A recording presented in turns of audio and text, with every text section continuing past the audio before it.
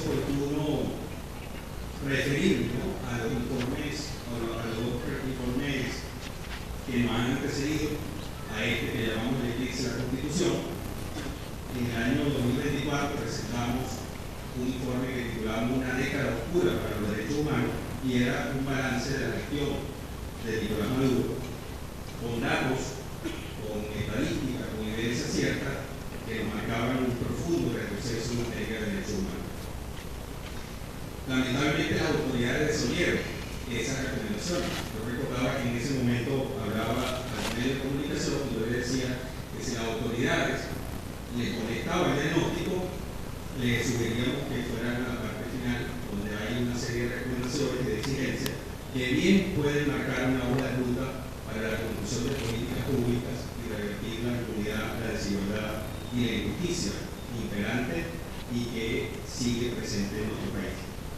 Luego llegamos al 2025 y hablamos de lo que había pasado en el 2024 y las repercusiones del bloqueo a la salida electoral, del desconocimiento del proceso electoral que impidió una salida pacífica del país. La respuesta gubernamental fue una represión inédita, histórica, que produjo muchísimo dolor, muchísimo sufrimiento en la familia venezolana, y que allí resurge con mucha fuerza y prácticamente iluminando la realidad venezolana desde la exigencia de los derechos humanos, el trabajo de los comités, de familiares, de amigos, de todas aquellas personas que han estado en la calle desde el año 2024, a pesar de la represión, exigiendo justicia por la libertad de todas las personas detenidas arbitrariamente en Venezuela. Y llegamos a este año 2026 haciendo una revisión de lo que ha pasado el año pasado, pero también con una pertinente lectura necesaria sobre lo que ha pasado en estos primeros 4 meses del 2026. Y fíjense que no voy a entrar mucho en la interpretación de lo que significa el eclipse de la Constitución. Solo sabemos que el eclipse no debe ser eterno, que debería ser temporal, pero que van a hacer falta mucho empuje, mucha fuerza vital, sobre todo de la sociedad venezolana, para nosotros poder devolver la luz de la Constitución, la luz de los derechos humanos a la vida y a la restauración de la vida republicana en nuestro país. Pero eso creo que lo entendió mejor uno de nuestros invitados, Gabriel Tarazona, y él que quizá lo va a explicar mejor que yo. A ver, Venezuela es un ejemplo claro de cómo se puede erosionar un sistema democrático desde dentro por líderes populistas autoritarios, quienes progresivamente van socavando los contrapesos y la institucionalidad hasta llegar a la etapa de mayor cierre de las libertades con la consecuente liquidación absoluta del Estado de Derecho. Eso fue lo que vivimos nosotros el año pasado y que queda eco profundo en la sociedad venezolana. Del mismo modo, y en respuesta a una situación tan adversa, debo decir que la sociedad civil en su conjunto, hoy, acá, en una expresión muy plural de esa sociedad civil que está presente en esta sala, sigue siendo un ejemplo de resistencia, logrando posicionar la crisis humanitaria e institucional en medio de múltiples conflictos globales y pese al muy lamentable deterioro y debilitamiento de los órganos internacionales de protección de derechos humanos. En este panorama ocurren los hechos del 3 de enero, que si bien violatoria del derecho internacional, que así lo dejamos escrito, habría un proceso que transcurrido los primeros 4 meses arroja una mezcla de enorme incertidumbre, por un lado, y altas expectativas sobre la necesaria reinstitucionalización y posible mejora de las condiciones de vida. Pero existe un riesgo real de que la estabilización se centre únicamente en brindar garantías y seguridad jurídica para las inversiones extranjeras, dejando de lado la justicia, la memoria, el Estado de Derecho, los derechos humanos y la democracia. ¿Por qué decimos esto?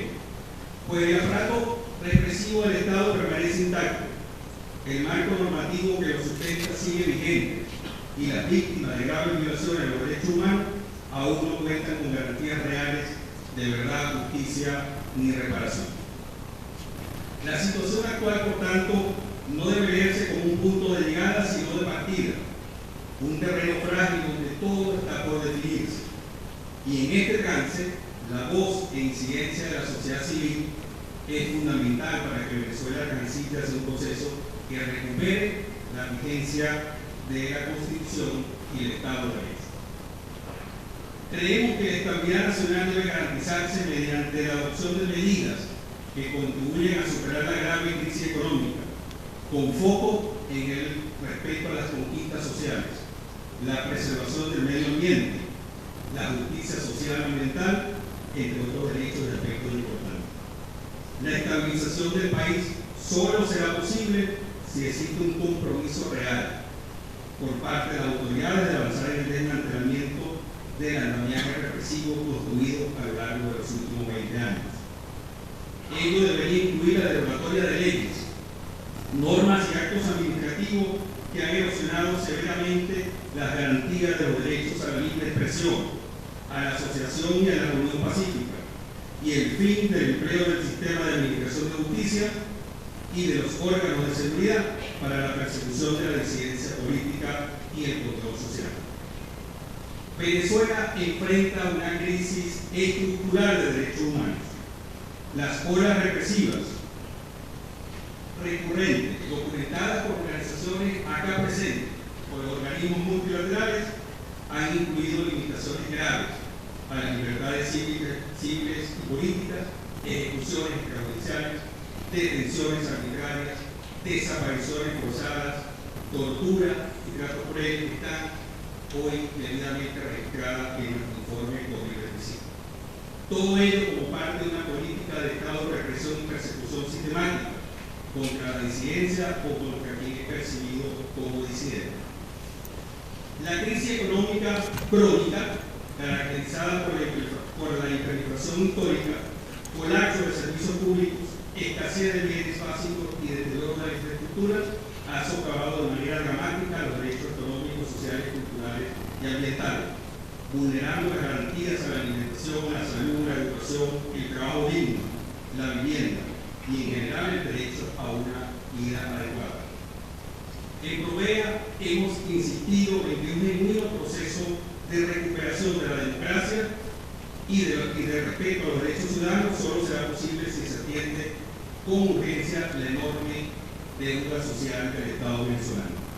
Y esa deuda social no solamente se refiere a la pérdida del poder adquisitivo ante el contexto inflacionario y el estancamiento inédito histórico de salario y pensiones, también a la ausencia de políticas de protección dirigidas a la población más vulnerable. Debemos decir que hoy nuestras comunidades yanomamis y otros indígenas están muriendo no por la incursión de grupos armados, sino por enfermedades como la malaria y la tuberculosis.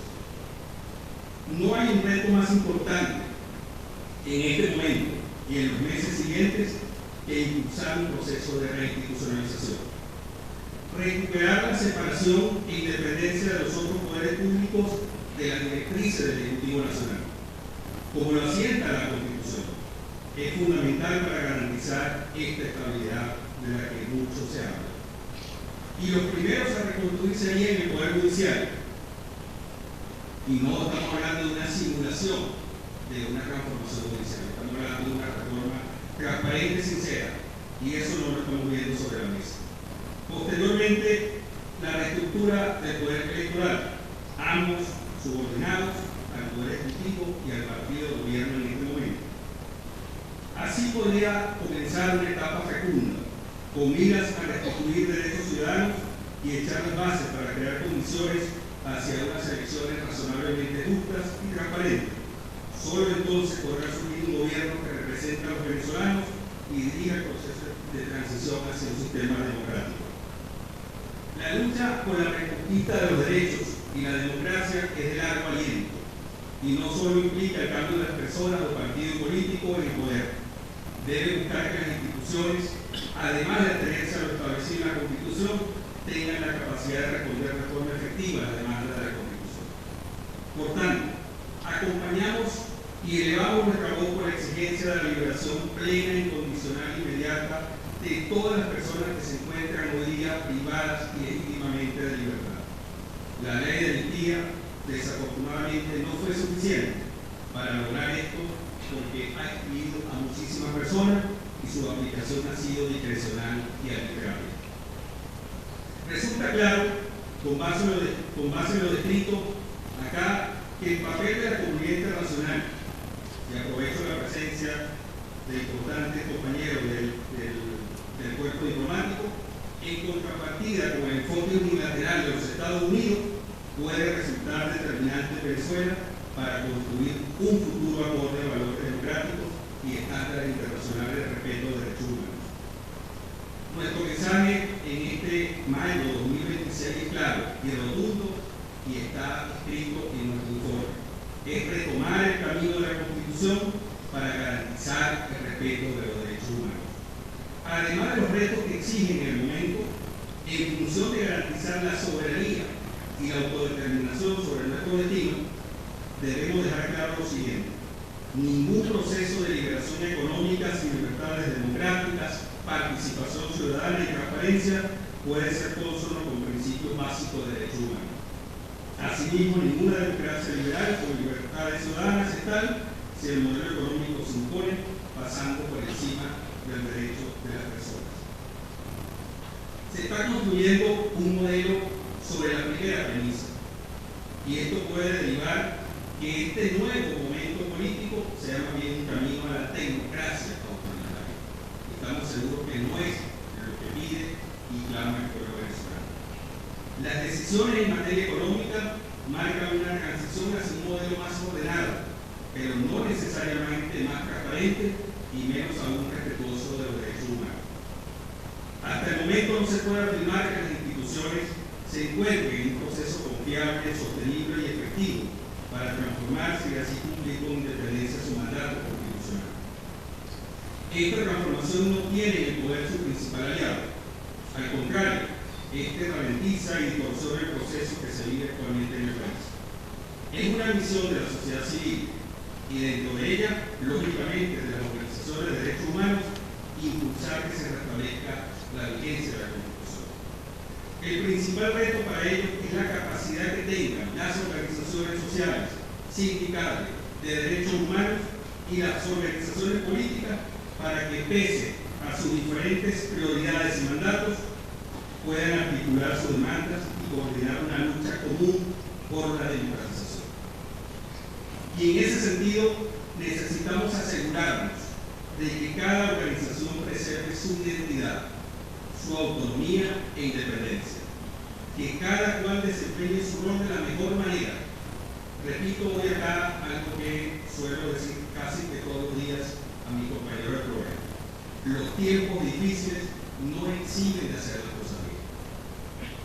En palabras de la muy respetada profesora Joselita Uraima Guanipa, es fundamental seguir desarrollando nuestra capacidad imaginativa e intelectual, la capacidad organizativa y la capacidad técnica para dar respuesta al nuevo entorno social. Por otro lado, no puede faltar la visión de planificación. Es un ejercicio que nos ayuda a mirar no solo la ola que nos acecha, sino aquel viaje fuera del alcance de nuestra vista y desde ese difícil equilibrio sobre las olas, como lo llamó el Libertador en su momento, entonces vislumbrar con serenidad y templanza el porvenir, marcado por un desafío nada menor, que es la reconstrucción republicana y la reinvención del proyecto nacional democrático inconcluso, el cual ha sido herido de muerte, pero no ha fallecido. Sobrevive ese proyecto republicano y democrático en la gente, en las madres que llevan a sus hijos a la escuela, conscientes del destacado estado del plantel. Sobreviven los profesores que subsidian con enorme sacrificio la enseñanza universitaria. Sobreviven aquellos padres que a dura pena logran pagar la matrícula privada. Sobreviven el canto alegre de una juventud que vive tiempos inmerecidos, pero cuya aproximación al mundo desde la diversidad y la libertad nos hace soñar con un país decente donde vivir plenamente sea grato y decoroso, como era también el sueño de nuestro entrañable maestro Rómulo Gallegos. Finalmente, queridos colegas, profesores, autoridades, representantes del cuerpo diplomático, familiares y víctimas, todos de un modelo cruel que persiste, Estos son tiempos de grandes desafíos. No para perseguir ni para descalificar. Es un tiempo donde se hace impostergable la tarea de pensar juntos cómo construir un horizonte compartido de país que nos movilice en torno al futuro que deseamos y que creo absolutamente que es posible todavía construir. La democracia es la condición de posibilidad para la recuperación de la dignidad humana y la vigencia de los derechos sociales y económicos. Desde Provea y junto con las organizaciones de la sociedad civil comprometidas con la vigencia de los derechos humanos en Venezuela, queremos hacer un llamado a toda la ciudadanía, a todos los actores, para que orientemos nuestros esfuerzos hacia la conquista del derecho a vivir en democracia. Proponemos que este sea nuestro gran lugar de encuentro político, más allá de la directiva política cotidiana, de las mentalidades de campanario y de ofrecer los lugareños, los destinos, de la desconfianza que ciertamente existe, más allá de las identidades partidistas, más allá de las consignas en disputa, tenemos derecho a luchar por ese derecho a vivir en democracia y a vivir en dignidad. Gracias absolutamente por venir, gracias por acompañar a Provea en este camino y nuestro compromiso claro de seguir junto a ustedes en defensa de la dignidad, porque creemos que el único camino posible es recuperar la dignidad humana. Muchísimas gracias.